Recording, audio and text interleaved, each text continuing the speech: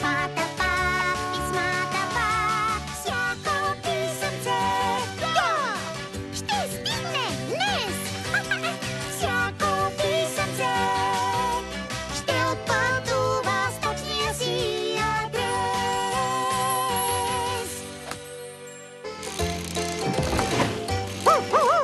Поща носим сега на точен адрес. Тримата приятели очакват ни. С колата ще доставим писмата.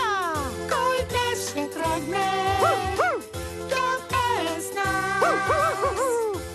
Кой ще тръгне? Цял куп писма в слънчев час. Щом си приятел, дай ръка и с нас ела да носим напред писма. Лабораторията! Ето стигнахме днес До всеки адрес. на дълъг път за всяка